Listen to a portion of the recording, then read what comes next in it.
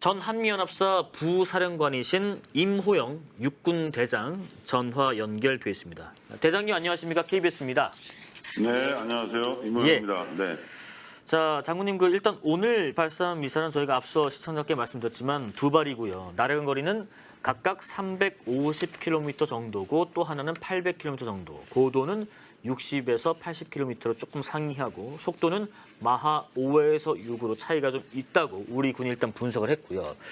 장군님 이게 두 가지 미사일이 어떤 유형의 미사일이고 또 비교적 짧게 날려보냈지만 거리 차도 좀 나고요. 속도 차도 좀 나고 고도 차도 좀 납니다. 또 이 어제 이틀 전에 발사한 미사일도 그렇지만은 분명히 무슨 의도가 있을 것이다. 두 발 각각. 한번 분석 좀 부탁드리겠습니다.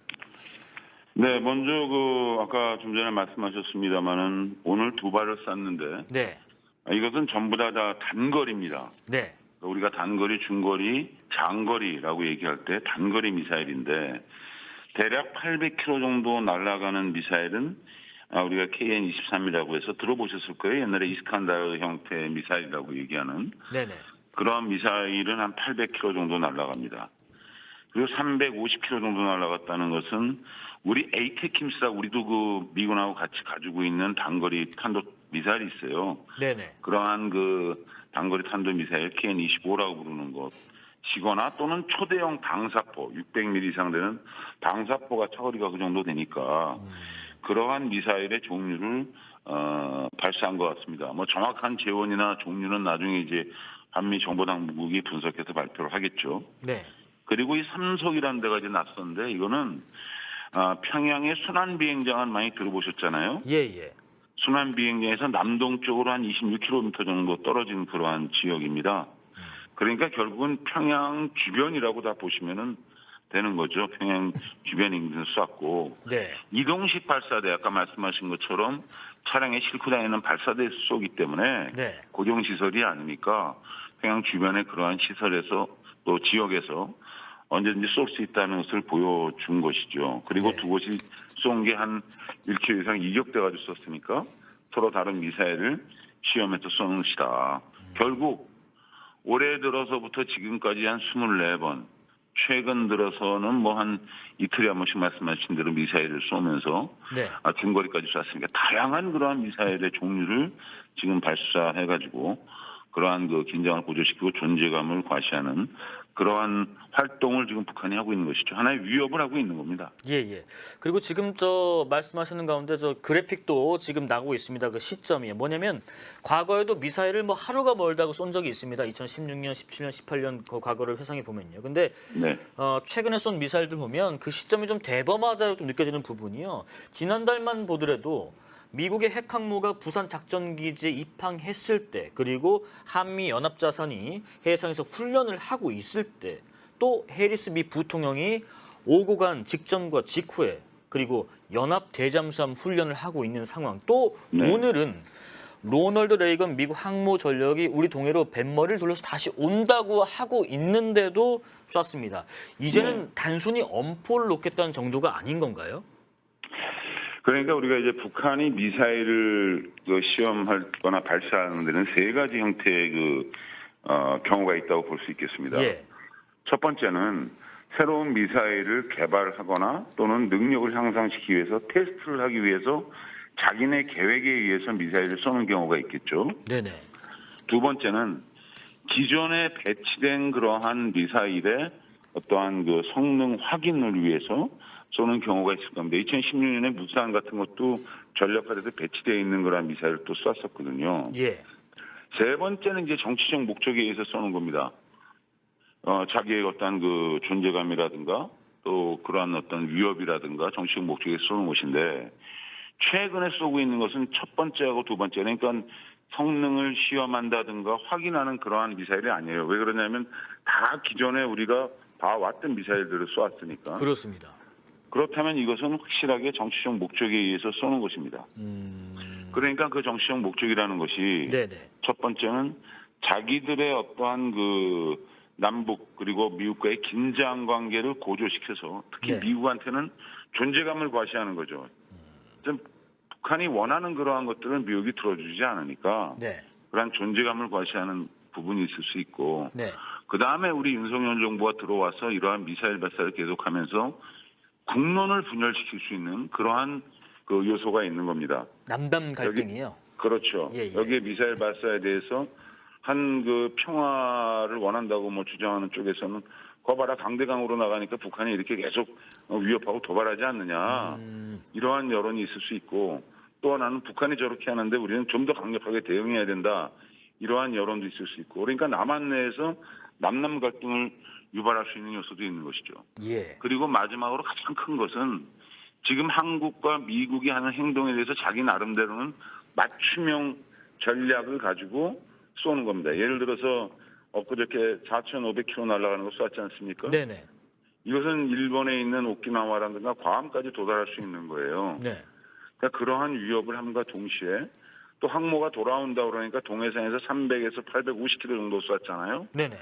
그러한 내용에 대한 각각에 맞는 그러한 그 상황에 맞게 자기들의 그 무력 시위와 위협을 하고 있는 것이다. 이렇게 볼 수 있겠죠. 결국 이것은 북한이 잘 쓰는 긴장을 최고도로 끌어올려서 남북 관계나 북한과 미국 관계의 긴장을 고조시킨 다음에 마지막에 다시 또 대화를 하자 이렇게 해서 자기들이 원하는 것을 얻어내려고 하는 벼랑 끝 전술의 일환으로 볼 수 있고 네. 이러한 여러 가지가 복합되어 있는 그러한 의도가 있다고 생각합니다. 그러니까 한 발을 쏘더라도 분명한 목적과 의도를 가지고 쏘고 있는 북한의 행보라고 볼 수 있을 것 같고요. 그리고 대장님, 지금 저 미 네. 항공모함이 훈련이 지금 우리나라는 끝났는데 갔다가 다시 뱃머리 들어서 돌아오는 것, 그리고 네. 돌아오자마자 오늘 또 훈련하는 것, 이 두 가지 모두가 상당히 이례적이라는데 이것이 함의하고 있는 의미는 뭔가요? 굉장히 이례적이죠. 예. 미국의 전략 자산은 핵 항공모함이나 뭐 핵잠수함이라든가 뭐 비원 폭격기라든가 이런 것들은 예. 그 당장 우리가 어떤 위협이 있을 때 뭐 부대를 출동시키거나 이렇게 해서 움직이는 게 아니라 그렇습니다. 1년의 계획에 의해서 쭉 움직입니다. 연간 전 세계를 계획이 있지 대상으로. 않습니까? 그렇죠. 연간 계획도 있고 월간 계획도 있고 다 있는데 핵 항공모함이 훈련하고 돌아갔다가 다시 회항한다는 것은 정말 드문 예예요. 저도 군대 생활하면서 이런 것들을 거의 예. 본 적이 없는 것 같습니다. 이것은 북한이 지난번 그 4,500km 미사일을 쏘고 한 그러한 것들에 대한 위협을 네. 대한민국뿐만 아니라 일본과 미국까지 확실하게 느끼고 있고 거기에 대한 어떠한 대응으로 전력이 돌아오는 것이고 또 돌아오는다는 얘기가 나오자마자 단거리 미사일 이렇게 쏘잖아요. 네. 이것은 둘 다 굉장히 위험한 그런 상황을 이야기하는 겁니다. 그렇습니다. 북한은 지금 불장난을 하고 있는 것이고 네네. 여기에 지금 우리 대한민국이나 미국의 태도는 그러한 것들을 받아들여주지 않겠다는 것이죠. 네. 그러니까 이것은 하나의 치킨 게임이라고도 볼 수 있고 안보적으로 굉장히 심각하고 위험한 상황이다. 저는 그렇게 생각합니다. 불장난이 불장난으로 끝나지 않고 화재로 번질 수가 있습니다. 장군님, 그리고요. 오늘 핵항모가 들어오지만 이 이후에 예전처럼 미 주요 전략 자산이 한반도에 전개하지 않을까라는 예상도 있지만은 이게 네. 과거처럼 그냥 쓱 지나가는 전개에 끝나지 않고 오산 기지랄지 다른 기지에 일정 기간 미 전략 자산이 머무를 가능성도 있나요? 머무를 수도 있고 예. 또 무력 시위를 어떤 형태로 할 것인가는 여러 가지 가능성을 다 열어놓고 있다고 봐야 됩니다. 예. 기억하실지 모르겠는데 2016년, 17년도에 북한의 미사일을 발사가 아주 정말 일상화되다시피 많았을 때가 있었잖아요. 네. 그때 미 B-1 폭격기가 네. 호위기의 호위를 받으면서 NLL 북쪽 지역까지 들어간 적도 있었어요. 그랬었습니다. 네, 그래서 이러한 그 어떠한 무력 시위의 방법, 그다음에 전략 자산의 전개, 또 우리가 지금까지 생각하지 않았던 다른 방법의 한미 연합 자산에 의한 또 미국의 전략 자산에 의한 대응이나 무력 시위가 있을 수도 있기 때문에 네. 이런 것들에 대한 것도 상당히 큰 그러한 메시지를 북한에 줄 수 있다 이렇게 생각합니다. 예, 한두 가지만 더 여쭙겠습니다. 북한이 근데 네. 저런 식으로 계속해서 도발한다고 해서 네. 우리가 과거처럼 쉽게 표현하면 응석 받아줄 그런 요량은 없는 것 같습니다. 우리도 그렇고요, 국제사회도 그렇고요. 그러면 그렇습니다. 네. 도발을 한다면 대화와 협상 테이블을 마련할 것이라고 보고 있는 북한의 지금 같은 도발 양상은 구식 아닌가요? 그래서 여기에서 이제 우리의 태도가 굉장히 중요해요. 예. 말씀하신 것처럼 군사적인 위협 그리고 이러한 그 미사일 발사 위협에 우리가 굴하는 태도를 굴종한다든가 하는 우리가 굽히는 태도를 보이면은 네. 북한은 계속해서 자기들의 어떤 행보가 먹혀 들어가고 있다고 해서 더 그러한 그 위협의 강도를 높일 수가 있죠. 네네. 따라서 우리도 강력하게 대응을 해야 됩니다. 필요하면 무력 시위도 해야 되고 뭐 여러 가지 방법이 있을 수 있는 것이죠. 그러면서도 전쟁 중에도 대화는 하는 거예요. 그렇습니다. 전쟁 중에도 대화는 합니다. 따라서 이러한 것들에 대한 외교적 대화도 시도를 해야 되겠죠. 네. 그리고 이번에 그 탄도미사일 쏴가지고 유엔 안보리에서 제재하고 하는 것들도 지금 중국과 러시아 때문에 효과적이지 않지 않습니까? 예.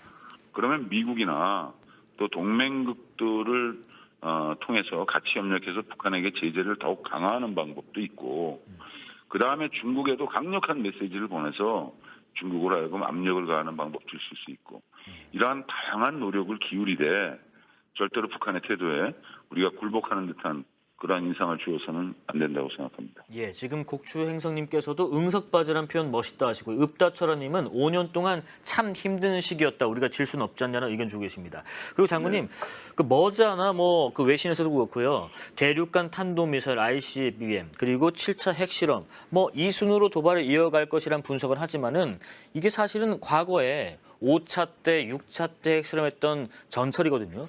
이번에도 네. 역시 이 순서대로 움직일까요? 모든 것이 열려 있다고 볼 수가 있죠. 예. 북한이 어떠한 행동을 할 것인가 하는 것들은 한국과 미국의 태도, 중국의 태도에 달려 있다고 봅니다. 네. 따라서 자기들의 ICBM은 굉장히 그 위험한 도발이에요. ICBM을 만약에 쏜다 그러면 정말 미국도 가만히 있을 수만은 없는 그런 상황이 되는 것이고 네. 또 핵실험도 지금의 6차까지 핵실험과는 7차 핵실험은 또 다른 성격을 가지고 있습니다. 예. 따라서 굉장히 위험하기는 하나 모든 것은 열려 있다.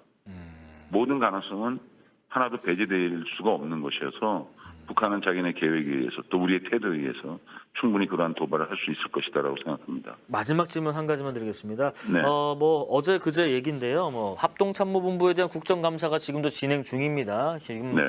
뭐냐면 그 현무 2C 이 미사일 5발에 대한 질의도 이어지고 있는데 네. 지금 동해로 쐈는데 거꾸로 서쪽으로 날아가서 낙탄한 것을 두고 지금 뭐 일각에서는 체면을 구겼다.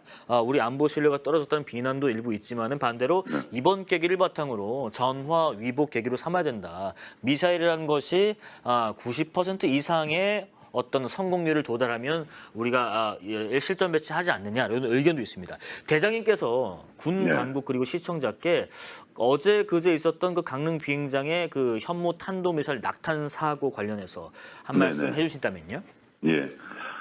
우선 저도 뭐 40년 동안 군에 몸담고 있었던 사람으로서 우리 네. 합참의장께서도 국민들께 죄송하다고 이야기를 했습니다마는 네네. 이러한 대응이 특히 민가 가까운 데서 이루어져서 국민들께서 놀라시고 한 거에 대해서는 참 죄송스럽게 생각합니다. 그런데 하나 이제 말씀드리고 싶은 것은 네.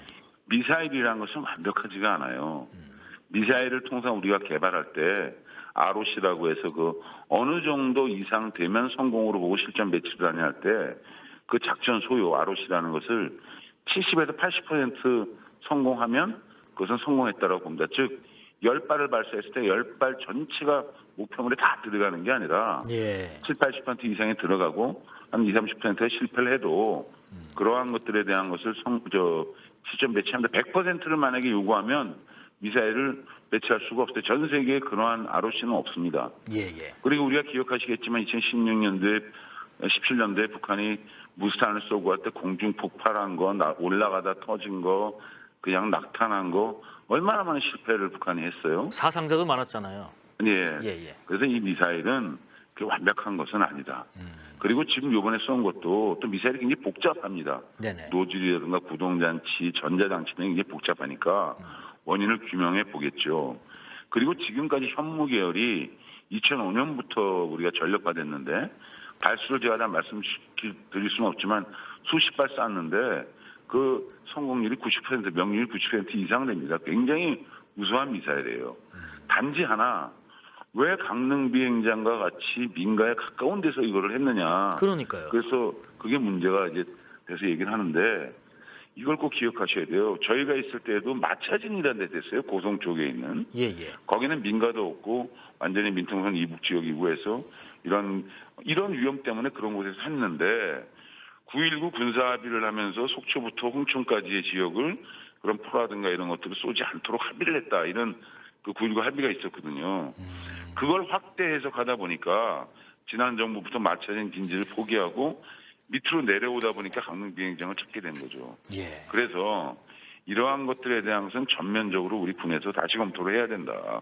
다시 마차진 진지를 사용하든가 또 설령 이러한 문제가 생겨도 민가의 피해가 없는 곳으로 결정을 해서 해야 되는 것이고 그러한 것들을 포함해서 하되 이럴 때일수록 우리 국민들께서 군을 물론 잘못한 것에 대해서는 지책하시겠습니다만 격려하고 또 중지를 모아주셔야 됩니다. 이것으로 군이 위축되거나 이렇게 해서 대응이라든가 훈련을 소홀히 하는 경우가 생기는 것은 오히려 빈대를 잡으려다가 초고상간 태우는 것이 되기 때문에 그러한 것들에 대해서 국민들의 어떤 성원과 지지가 필요한 시점이다. 저는 그렇게 생각합니다. 예. 지금까지 전 한미연합사 부사령관이신 임호영 육군대장과 말씀 나눠봤습니다. 대장님 감사합니다. 네, 감사합니다.